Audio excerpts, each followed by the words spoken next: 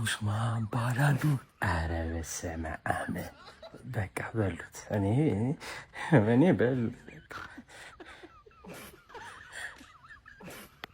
አይ እኔ ፖርቹጋል እና ማለት ነው ሌላ ቡድን ይበላል ብላችሁ መቋጠሩ ሰዎች ለጤናችሁ በቃ ስጉ፣ ጤናችሁ ይሻላችኋል። መቋጠር አቁሙ። በቃ እንደዚህ አይነት አውሬ የሆነ ቲሞችን እያየን እንዴት ነው ፖርቹጋል አርጀንቲና እንትን ምናምን እንግሊዝ ልበለው ትችላለች ምንል አይሆንም እኮ ስለማይሆን ነው ማለት ይሄ ቡድን 4 ዋንጫ ቢኖር 4ቱንም ነው ተከታታይ የሚበለው ያለ ረፍት ተጫውቶ ማለት በቃ እኔ ማለት በጣም ከባድ ቲም ነው ፈረንሳይ።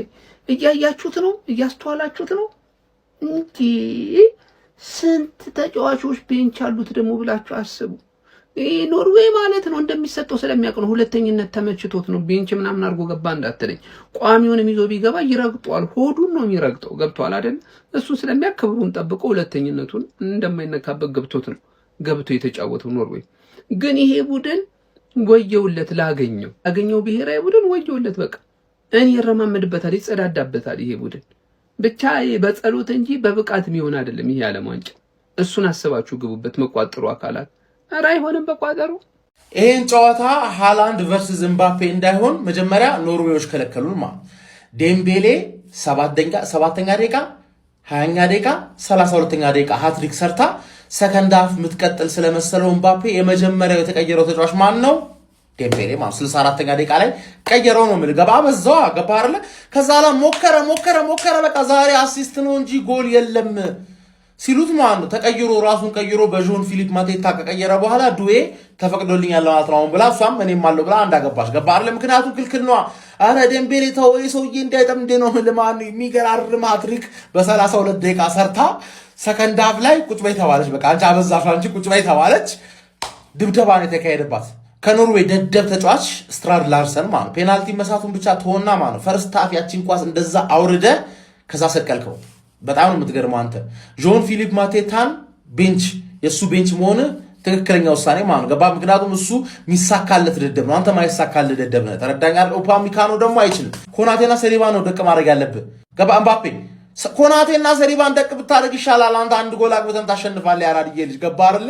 የለመደች ጦጣ ሁል ጊዜ ሸምጣጣ አለ። ኖርዌይ ቫይኪንግ ነኝ ድራሜን ይሰራለው ጂኒጃን ካምያ ድርሻሽን ተቀብለሽ ላትያለሽ እያልኩሽ ነው።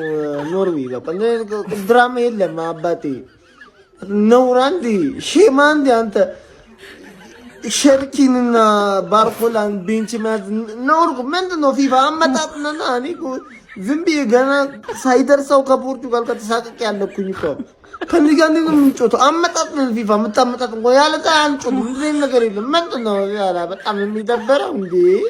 ፍራንስ እንግዲህ ከሚያስፈራ ንግግር ጋራ ማለት ነው 4-1 አሸንፋለች። የሚያስፈራው ንግግር ምንድነው ነግራችኋለሁ በዚህ ቪዲዮ ማለት ነው። ይላችሁ ሙሉ የምድቡን ጨዋታ ሶስቱንም አሸንፈዋል። ሶስቱንም 3 እና ከዛ በላይ ያገቡ ነው ያሸነፉት። የዛሬውን 4-1 ነው ያሸነፉት ማለት የዛሬውን ጨዋታ ኦፍ ኮርስ ኖርዌይ በቤንች ነው የገቡት። ፍራንስ ግን ቀልድ አላቅም ነው ያላችሁ። ገብቷችኋል? ቀልድ አላቅም። ቀጣይ ራውንድ ላይ ሁሉም ቲም ትፈራኛለህ ነው ያለው። ገብቷል አይደለም? የያዝኳቸው ተጫዋቾች እንዳለ ያስፈራሉ። ዴምቤሌ ሃትሪክ ይሰራባል፣ ኤምባፔ ደግሞ ከፈለገ 2 ምናምን ያገባባል እያለ እየተናገረ ነው ያለው። ገብቷል? ፍራንስ ዱዌ ያለ ዱዌ ደግሞ አገባባቸው። ዛሬ ኦሊሴ ያለ ኦሊሴን በጣም ትፈራዋለህ። ዴምቤሌ በጣም ያስፈራል፣ ሃትሪክ ሰርቷል ፈርስት ሃፍ ላይ። ኤምባፔ ያለ ኦፍ ኮርስ ኤምባፔ ደግሞ የወርልድ ካፕ ጎት ነው። ገብቷል አይደል? ኔክስት ራውንድ ላይ ማንኛውንም ቲም ብናገኛችሁ በየትኛውም በኩል ብንሆን እኛ ፌቨራይት ነን የሚል መልእክት ነው ያስተላለፉት ፍራንሶች ማለት ነው። የምሬ ነው። ማሏሻችሁ ነገር ልንፈራችሁ ይገባል እነዚህን ሰዎች። ምክንያቱም ይሄ ሰውዬ ለባላንዶር እየተጫወተ ያለው ሁለተኛስ ኤምባፔ ለሌላ ባላንዶር እየተጫወተ ያለው። ገብቷል? ኤምባፔ ፈርስት ባላንዶር ለማሸነፍ ነው እየተጫወተ ያለው። ኦሊሴ ቀን ከወጣለት እሱም ባላንዶር ይበላል ዘንድሮ ታውቃላችሁ አይደለም? 3-4 ጎል ምናምን ሰሚፋይናል ምናምን ጥሎ ማለፎቹ ላይ የሚያገባ ከሆነ ኦሊሴ ራሱ በጣም ያስፈራል። ገብቷችኋል አይደለም? ዴምቤሌ ግን እስካሁን ባለው ፌቨራይት ነው። ኖርዌይ ያለ ሃላንድ ይሄን ትመስላለች። 4-1 ተሸንፈዋል ማለት ምን አይነት የደደባ አሰልጣኝ ነው ኖርዌይ ያለው? እኛ ጥሩ ጨዋታ እንዳናይ ሃላንድንም ኦዴጋርድንም ቤንች አድርጎ የታባለ መድረስ ነው ተጫዋቾቹን የምታሳርፈው። ፍራንስ ራሱ ያለፈው ቡድን እኮ ሙሉ ስኳድን ነው ይዘው የገባው። ክብር የሚባል ነገር እኮ አለ። ፕላስ ደግሞ አንደኛ ስጨርስ ሁለተኛ ከጨረሰው ጋር ነው ኖካውት እንትን ላይ የምትገናኙና ሁለተኛ ያለው ቀለል የሚለውን ኖርዌይ ማግኘት ነበረበት። ዛሬ ፍራንስን ለማሸነፍ ሄዱ። ኧረ ብቻ ድድብ ያለ አሰልጣኝ ነው ያላቸው፣ የትም አይደርሱም ያለ ሃላንድ። ይሄ ነው ኖርዌይ። ሌላኛው ደስ የሚለው ነገር እምባፔ አላገባም። ሃላንድ ቤንች ላይ እንኳን ቁጭ ብሎ ከእምባፔ እኩል አይነት ቁጥር ነው ያለው፣ 0-0 ጎል ማለት ነው። ይሄ ነው የኛ አጥቂ ማለት ቤንች ላይ ሆኖ ራሱ ይበልጣቸዋል። ሌላኛው ዴምቤሌ ምንሽ ነው ትክክለኛ የባላንዶር ተጫዋች መሆኑን ዛሬ ነው ያሳየው ማለት ነው። ምባፔና ሃላንድ ሸብርቀው ያመሻሉ ሲባል እሱ ከቻለ። ሰከንድ ሃፍ ግን ሙሉ ለሙሉ ኖርዌይ ፍራንስን በልጠዋቸው ነበረ። ያለ ምርጥ ስኳድ ራሱ ፍራንስ የትም አባቱ አይደርስ። የምን ኤምባፔ የምን ሃላንድ ነው? ዴምቤሌ ዛሬ ምን አጭሶ ነው የገባው? ኧረ በፈጣሪ ይንገረንና እኛም አጭሰን እንየው። በቃ ምንም እኮ አልቻልነውም። እንኳን እዛ ሜዳ ውስጥ ያሉት አይደሉም፣ እኛ እዚህ ሆነን ቁጭ ብለን ፈርስት ሃፍ በ30 ደቂቃ ሃትሪክ ሰራ። ጤነኛ ነው ይሄ? እንዲህ ምን እንደው የሚጠቀመው ክቫራ ሆነብን። አግብቶ ሴሌብሬሽኑ የክቫራ እንደገና እግሩም የክቫራ ግራም ቀኙም አንድ አይነት ደግሞ የፊዎቹ ሲያምሩ እንጂ ኧረ በፈጣሪ ስም እንዲህ ነው የሚችለው? ቆይ ባላንዶሩን አትበላም ብሎ ያስፈራረው ሰው አለ ወይስ ኤክሱ ኖርዌያዊ ናት? ምንድን ነው? ለማንኛውም ግን ዴምቤሌ እግዚአብሔርን ይችላል ነው የምላችሁ። በቃ ፈረንሳይ በጣም አሳሳቢ ቲም ነው። እነዚህ በቤንች ቢገቡም ነገር ግን በቃ ፈረንሳይ ነው። ምንም ቀልድ አያውቅም። በቋሚም ቢገባ የሚፈጠረው እንደዚህ ነበረ። ምናልባት የጎል መጠኑ ቢቀንስ ወይም ደግሞ የጎል ልዩነቱ ቢቀንስ ነው እንጂ ከዛ ውጪ ፈረንሳይ ማሸነፉ አይቀርም ነበር። ዴምቤሌ 3 ጎል ማንዬ፣ እንኳንም እምባፔ ያልሆነ ያለው 4 ጎል ላይ 7 ጎል ይሆን ነበር። ማን ይሄ ቲም ምንድን ነው? ገባ እኔ አልገባኝ ገባ። ሲጀመር ካለም ዋንጫ ይውጣል። ድምፅ እናሰባስብ። ከዚህ ጋር ማንም አይጫወትም። የሆነ ተራ ቲም ካራሳው ምናምን ጋር የተጫወተ አይመስልም። ከኖርዌይ ጋር ቤንቾቹን አይታችኋል? ቤንቾቹና ቤስት 11 ልዩነት የለም። ይሮጣሉ በዚህ ሙቀት ማለት ነው። እኔ እንደዚህ የሚሮጥ ሰው የሰው ፍጥረት አላየሁ። ወይ ሩጫ ይሁን ውድድሩ እንዴ! ሌትስ ቶክ አባውት ዲስ ሺት ጌም። በጣም ነው የተናደድኩት። እግዚአብሔርን 4-1 ምናምን ማለቁ ሳይሆን ብዙ ጎል መግባቱ ብቻ አንድ ጨዋታ ያስደስቶም እኮ የቲሜ ሮቦትን ለምን ያልገባው? እኔ አንደኛ ዜናውን የሰማሁት ሃላንድ እና ኦዴጋርድ ምናምን አይገቡም ኳሊፋይ ስላደረጉ ምናምን የሚለውን ዜና የሰማሁት ራሱ ጌሙ ከመጀመሩ አሁን ቅርብ ሰዓት 7ኛው ደቂቃ ላይ ምናምን በቃ ኤክስፔክት እያረኩት ነበር ሃላንድን ማለት ነው። ቲሙ እኮ እየተጫወተ ነው ኖርዌይ። በቃ የሚያገባ ነው ያጡት። ኤምባፔ ሳያገባ ወጣ። ዴምቤሌ 3 ቀረቀረ። ከዛ በኋላ ዱ ያገባ። ኧረ ዊ ኒድ ሃላንድ ኖርዌይ እኔ ተመችቶኛል። በስመ ጸዴ ቫይብ ያላቸው በረኛቸው ደደብ ነው። ግን ሃላንድ መግባት ነበረበት። እንደዚህ አይነት ጨዋታ እኮ ሂስትሪ ላይ እኮ ይጻፋል። ዞሮ አይደል እንዴ ላስ ማች ሄድ ቱ ሄድ ምናምን ተብሎ እኮ ይቀመጣል። ምን አለ የሆነች ነገር ብታሳዩን። ሃላንድን አስገብታችሁ ምንድነው መንቆጥቆጥ? ምን ይሆናል አሁን? ሃላንድ እንደው ሲዝኑ ሙሉ ተጫወተ ለሲቲ ምን ሆነ? ኦዴጋርድ ቢጎዳ ኤኒዌይዝ በዚህኛው ጨዋታ እንግዲህ ኮናቴ ዛሬ ለመጀመሪያ ጊዜ ገብቷል ማለት ነው። ያው ደደብነቱን ገብቶ ነው ያሳየው ድጋሚ።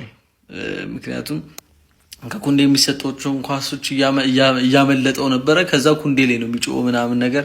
ራያን ቸርኪንም እያየው ነው፣ እየተንቀሳቀሰ ነው። ራያን ቸርኪ ከገባ በኋላ ጨዋታው ቀዝቅዟል። ኦሊሴ እያለ ግን ጨዋታው ቱር ነበር የሚለው። ባርኮላም እንግዲህ ገብታ እየተንቀሳቀሰች ነበረ። እኔ እሱ ተጫዋች በጣም ፖቴንሻል አለው። ስፕሪንቱ በጣም ጸዴ ነው ምናምን ነገር። የሆነች ጎሌ ትንሽ የሚቀራት ነገር አለ። ሌላኛው እንግዲህ ዴምቤሌ 3 ማግባት ችሏል ማለት ነው። ዴምቤሌ አለው ነው ገባ አይደል? 3 ደርሷል በአንድ ጌም። እነዛ 4-4-5 ማለት ነው። ሶ አለው ነው። ኦፍ ኮርስ ዴምቤሌ ወርልድ ክላስ ተጫዋች ነው። ላይክ ባላንዶርም መልቶ አሳይቷል። ዋንጫም እንትን ቻምፒየንስ ሊግም የሊጉንም ካፕ በቃ ያልጠራረገው ነገር የለም። ስፔንም እንደምታውቁት ነው። ሶ ዴምቤሌ ይመቸው። እስኪ እናንተን ሀሳብ አስተያየት ኮሜንት ላይ አስቀምጡልኝ። ይመቻችሁ። አዲስ አካውንትን ፎሎ አድርጉላችሁ። ቢስሚላ ኡስማን ዴምቤሌ ሃትሪክ ፋሚሊ ቪዲዮን ኮፒ ሊንክ ሪፖስት በማድረግ ጀምሩት። እኔ ለኡስማን ዴምቤሌ ዛሬ ለመጀመሪያ ጊዜ ቁም ያጨበጨብኩለት። 3ቱም ጽድት ያሉ ጎሎች ናቸው። ደግሞ 2ቱን አሲስት ያደረግለት ኪሊያን ነው። እኔ ፈረንሳይ ብሔራዊ ቡድን በወዳጅነት ጨዋታ ጃጅ ማድረግ የለብኝም። ከዚህ በኋላ በቃ አምኛለሁ። ቶርናመንት ውድድሩ ላይ የተለየ ነው፣ ወዳጅነት ጨዋታ ላይ የተለየ ነው። እውነት ነው የምላችሁ እና ዛሬ በጣም ኖርዌይ ብሔራዊ ቡድን ተራ ነው ያደረጉት። አሁን ገና እረፍት ነው። ከእረፍት በኋላ ካፕቴኑ ይቀራል። ያው ኪሊያን እስከሚያስቆጥር እጠብቃለሁ። ግን ኡስማን ዴምቤሌ የሚያስገርም ፐርፎርማንስ ነው። ሶስተኛው ተጫዋች ይመስለኛል ሃትሪክ በዛ ዓለም ዋንጫ የሰራው። እኔ ብዙም አስደሳች ለእኔ አያስደስተኝም። ግን በሁለቱም እግሩ ነው የሚጫወተው፣ ግን ብዙ በጭንቅላቱ አይጫወትም። እንግዲህ በሁለት እግር ከተጫወትኩ እኮ እንግዲህ የማግባት ቻንስህ በጣም አሪፍ ነው። ግን እንደዛ በሳል አይነት ተጫዋች አይደለም። በእርግጥ ሉዊስ ኤንሪኬ ቀይሮታል ብዬ አስባለሁ። ዛሬ ግን ለሱ ግሩም ነው። ፈረንሳይ እንግዲህ ይህን ካሸነፈች ያው ካሸነፈች አይባልም ታሸነፍ ይመስለኛል። አንደኛው ነው የምታልፈው። በጣም አሪፍ ጊዜ እያሳለፉ ይገኛል። ግን ኡስማን ዴምቤሌ በጣም አስገራሚ ፐርፎርማንስ ያሳየው። ግን ያ ዳውድ ነው ዶዬ ምንም አልተመቸኝም። የእሱ ቦታ እኔ ወደፊት እንደነ ባርኮላ ምናምን የሚሆን ነው ይመስለኝ። ካልተገራ ከባድ ነው የሚሆነው። እስቲ ለማንኛውም እናንተ የተሰማችሁን ኮሜንት ላይ አስቀምጡ። ቪዲዮ ከተመቻችሁ ኮፒ ሊንክ ሪፖስት ላይ ከማድረግ እንዳይረሳ። ቴንክ ዩ። ኖርዌይ ላይ 4-1 በማሸነፍ ተጸዳድታባቸዋለች ማለት ነው። ቆይ ግን እኔ የምጠይቃችሁ ሴኔጋል ምን ሆኖ ነው እንዴ እንደዚህ መጫወት ከቻለ መጀመሪያ ከኖርዌይ ጋር እንደዚህ አይጫወትም እንዴ? ምን ከየት ነው ይሄን ሁላ ፓወር? አሰልጣኙ ምንም ከስተቱ ሊማር አልቻለም ነበር። ዛሬ የሆነ ነገር አስተካከለ። ይኸው ብጉምቦ እዛው እያየ ማለት ነው።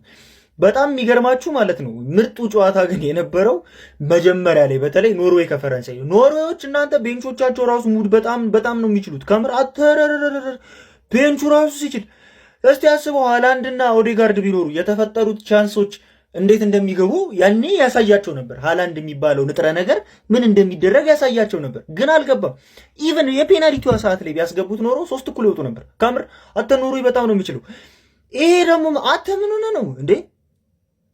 ዴምቤሌ ይኸውላችሁ የሆነች እንትን አለችው፣ ሰዓት አለችው ሽፍት የሚያደርግባት። ለምሳሌ አሁን ምድብ ጨዋታ ልክ መጠነቀቂያ ላይ የጥሎ ማለፍ ጨዋታ ላይ ፈረንሳይ የሆነ ሰው የምትፈልግበት ሰዓት ላይ በቃ ዴምቤሌ ከችላል። ከዛ በኋላ የሆነ ነገር ሲል በቃ ሙባፔ የሰራው ስራ ይረሳና በዴምቤሌ ይወራል። ከዛ ባላንዶሩን ይሰጡታል። ከዛ ኡስማን ባሎንዶ እያልክ ትመጣለህ ማለት ነው።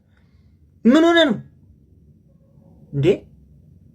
ኧረ ዴምቤሌ ሲጀምር ፈረንሳይ ኤአይ ነው አትልፉ። በቃ ምን እነዚህ አይሸነፉም። ቤንቾቻቸውን ራሷ ላይ ኮናቴን ገልብጠው እኮ ነው የሚገቡት። ዛሬ የሳሊባ ደከመ። እስቲ ትንሽ ረፍ ለኳ ይገባል። ረፍ እስቲ አንተ ምናምን ነገር ምንድን ነው ይሄ? ጆን ፊሊፕ ማቴታ የሚባል ተጫዋች እኮ ቤንች አድርጎ የሚጫወት ቲም እኮ ነው ፈረንሳይ ማለት። በዚህ ዓመት የዓለም ዋንጫ ይበላዋል ብሎ የሚገመት የመጀመሪያው ቡድን ፈረንሳይ ነው ቢባል ማጋነን አይሆንም። እያያችኋቸው ነው። ግን እንዴ ዴምቤሌ ገና ፈርስት ሃፍ ላይ ሃትሪክ ሰርቷል። እንዴት እንደሚጫወቱ እያያችሁ ነው አይደለም? እና ደግሞ የፈረንሳይ ደጋፊዎች ማለት አፋቸውን ሞልቶ ራሱን በለወልን ነው ቢሉኒ አልፈርድባቸውም። እንዴት እንደሚጫወቱ ፍራንሶች። ኤኒዌይስ ያው ፈረንሳይ በጣም አስኪ ናት። ፍራንስ እንዴት እየሄደሽ አውጇል። የአራዳ ልጆች ባላንዶሩን ከኔ ውጪ ወደ ውጪ የዴምቤሌ ንግግር ነው። ኖርዌይ ላይ ገና በ32ኛው ደቂቃ ሃትሪክ መስራት ችሏል ማለት ነው። የአራዳ ልጅ ዴምቤሌ ኳሷን ያሽከርክር ያዙራት ነው መለጎቤው እሱ የነካት እንዳለ በቆንጆ ሁኔታ አስገራሚ ጎሎና ትመዘገባለች ነው ማለት ነው።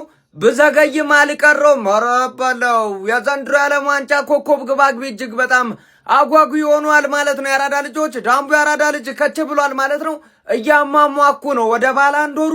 ማንም ዝር እንዲል አልፈልግም። ለተከታታይ ሁለተኛ ጊዜ ቀበስሷለሁ እያለ ነው። እስቲ እንግዲህ ከሊዮኔል ሜሲና ከክርስቲያኖ ሮናልዶ በኋላ እንመለከት ይሆን ተከታታዩን ሲቀረጥፈው ወይስ ምን ይመጣል የሚለውን አብረን የምናይ ይሆናል ማለት ነው። ለማንኛውም ፈረንሳይ 3-1 በሆነ ውጤት እየመራች ነው የሚገኘው ኖርዌይን። ቆንጆ ጨዋታ እየተመለከትን ነው። መመልከት ያልቻላችሁ ሰዎች ብትመለከቱት አሪፍ ጨዋታ ነው። የአራዳ ልጆች ሀሳብ አስተያየት እናንተ ነው። ሼር ኮፕሊንክ አይረሳ። ይመቻችሁ። ይሄ የዓለም ዋንጫ የፈረንሳይ ነው፣ የፈረንሳይ ነው። ዝም ብለው እኮ ቢሰጧቸው ይሻል ነበር እኮ። ዴምቤሌ ደግሞ ተነሳበታው። የፒኤስጂዎቹ ዴምቤሌና ዱዌ ተጣምረው 4 ጎሎችን አግብተዋል። ኖርዌይን 4-1 ሲያሸንፉ ዴምቤሌ ደግሞ ጀመረ። አሁን 3 ጎሎችን በማስቆጠር ሃትሪክ በመስራት ከዚህ በፊት 1 ጎል አግብቶ ነበር። በ4 ጎሎች ወደ ታፕ ስኮረሮቹ ተጫዋቾች ተጠግቷል። ወደነ ሜሲ፣ ወደነ ምባፔ፣ ወደነ ሃላንድ፣ ወደነ ቪኒ። አሁን የልጅ ደግሞ ከተነሳበት በቃ ፈረንሳይ በቃ ማን ነው የሚያቆማት? ምን አይነት ቲም ነው የፈረንሳይ ቲም? ግን ተቀይሮ የሚገቡት እኮ ተጫዋቾቹ ላቁ ቤንቾቹ እኮ ዓለም ዋንጫ ማንሳት የሚችሉ ተጫዋቾች እኮ ናቸው።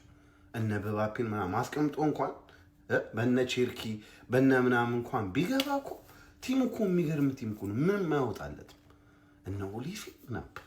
አረ ፈረንሳይ ኑሮዬን ጸጥ አድርጓል። ጸጥ ረጭ ከምድባቸው አንደኛ ሆነው አልፏል። ሶስቱንም ጨዋታ አሳምረው ረግጠው በማሸነፍ ይችላሉ። በቃ ምርጥ ቲም። ኦስማን ዴምቤሌ ሾው ይልሃል። ዴምቤሌ በ32 ደቂቃዎች ውስጥ ሃትሪክ በሰራበት ጨዋታ ላይ ፈረንሳይ ኖርዌይን 4-1 በሆነ ሰፊ ውጤት በማሸነፍ ወደ ቀጣዩ ዙር ምድቧን እንግዲህ 9 ነጥብ በመያዝ በመምራት ማለፏን ማረጋገጥ ችላለች። ኖርዌይን ፍራንስን በመከተል በ6 ነጥብ ወደ ቀጣዩ ጥሎ ማለፍ ጨዋታዎች ማለፏን ማረጋገጥ ችላለች። በዚህ ጨዋታ ላይ ፍራንሶች በኦስማን ዴምቤሌ በ32 ደቂቃ ላይ ሃትሪክ በመስራት እንግዲህ 3-1 መምራት ችሎ ነበረ። ሁለት ጎሎችን ካስቆጠሩ በኋላ ኖርዌዮች እንግዲህ 21ኛው ደቂቃ ላይ በአስጋርድ አማካኝነት ጎል አስቆጥሮ ወደ ጨዋታ የሚመለስ ተስፋ እንደነበራቸው አስመልክተውን ነበረ። ከዛ በኋላ ግን አልተሳካላቸውም ነበረ። በድጋሚም እንግዲህ በፔናልቲ 50ኛው ደቂቃ ላይ ጎል የማስቆጠር አጋጣሚ አግኝተው ላርሰን ሳይጠቀምበት ቀርቶ ነበር። ኤርሊንግ ብሮት ሃላንድ በእርግጠኝነት ቤንች ላይ ተቀምጦ ይህንን ሞመንት ሲመለከት ወይኔ ብላ ምን አለ ለኔ ባረገው የሚል ይመስለኛል፣ እኔ በበኩሌ ማለት ነው። ምክንያቱም ለቶፕ ስኮረርነት እየተፈዋከረ ነበረ። በጨዋታው ላይ እንግዲህ ወሳኝ የሚባሉ የኖርዌይ ተጫዋቾች ቤንች ሆነው ነበር የተመለከትናቸው። ኦልሬዲ ጊቭ አፕ ያደረጉ ይመስሉ ነበር ለጨዋታው ማለት ነው።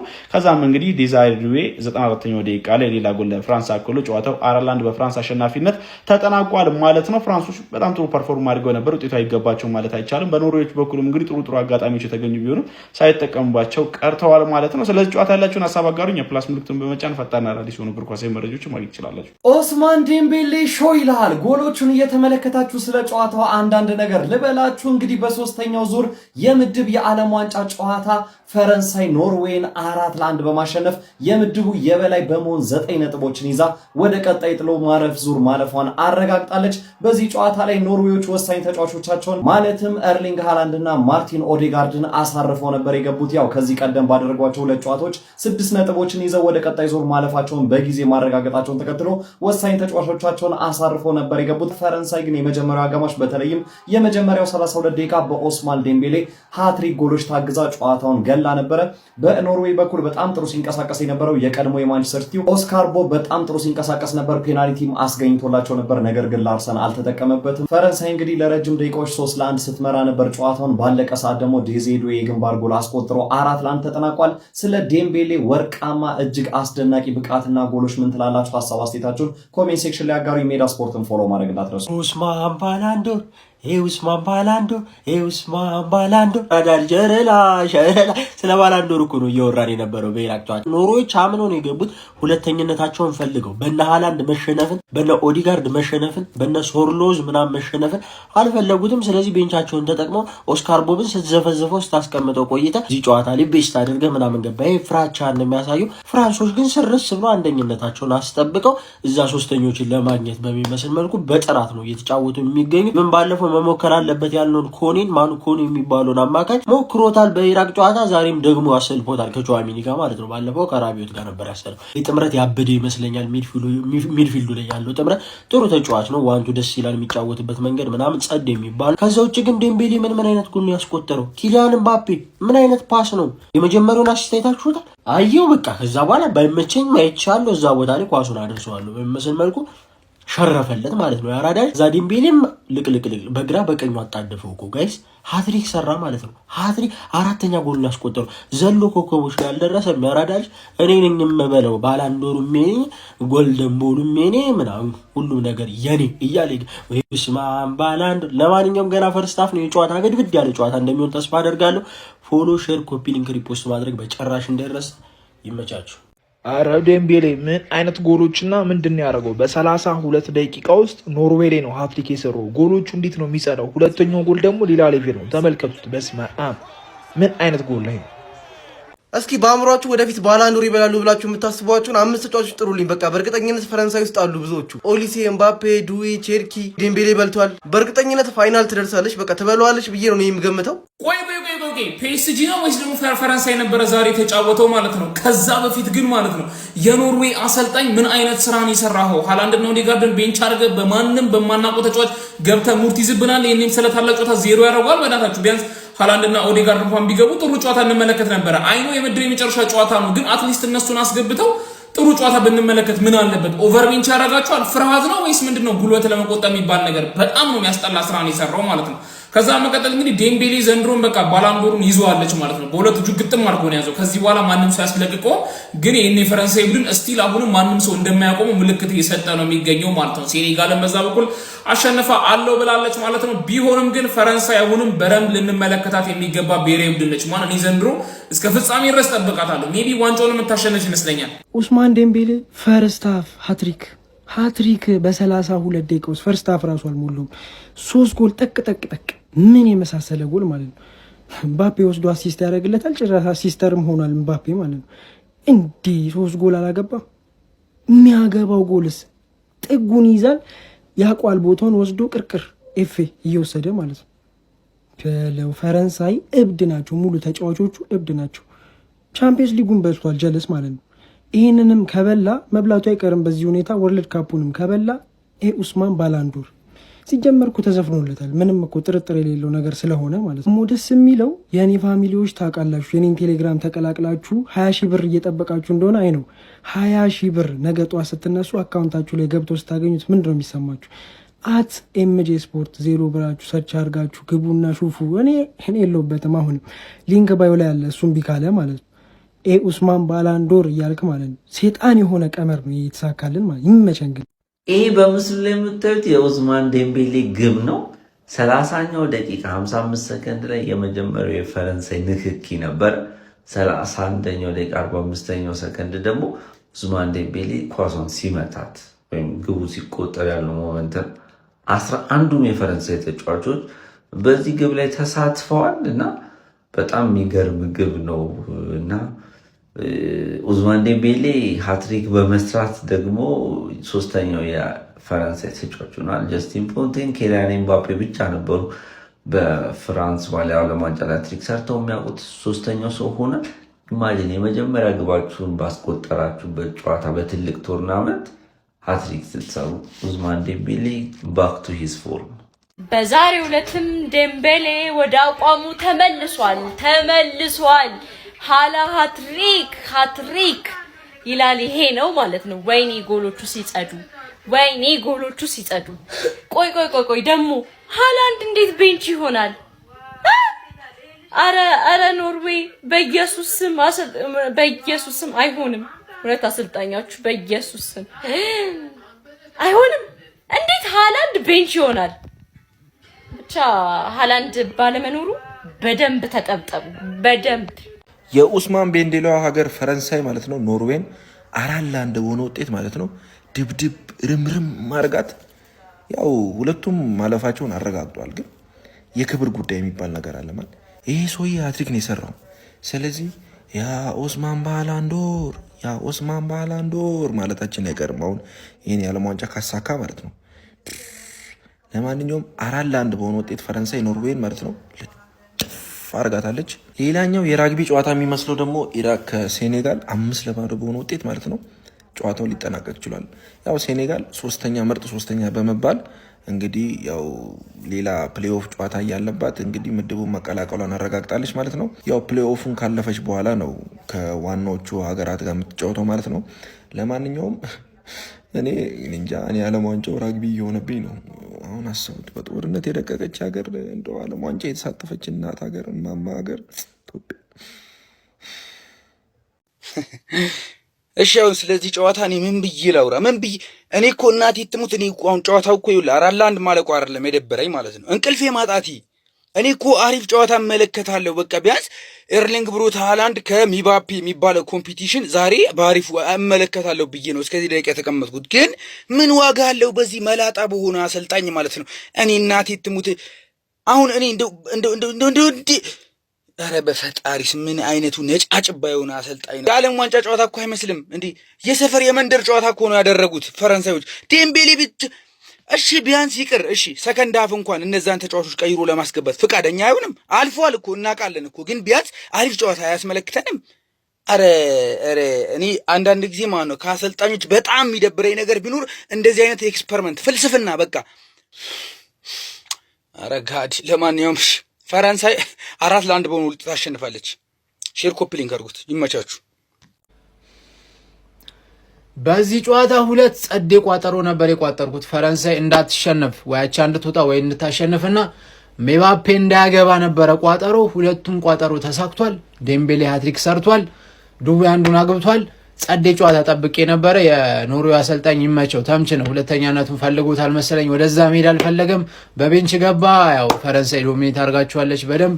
ፈረንሳይ አንደኛ ሆና ወደዛኛው ሄዳለች ማለት ነው። ተመስገን ነው። ከአርጀንቲና ጋር እስከ ፍጻሜ አይገናኙም። ይመቻት። ሁለቱም ቋጠሮች ሰርቷል። ለማንኛውም ኖርዌይ ወደዚህኛው መታለች። ወደ 32 ውስጥ እንግዲህ ጸዴ ጨዋታዎች አሉ። ለማንኛውም በጣም ደስ ብሎኛል። ሁለቱም ቋጠሮ ሰርቷል። ይመቻችሁ።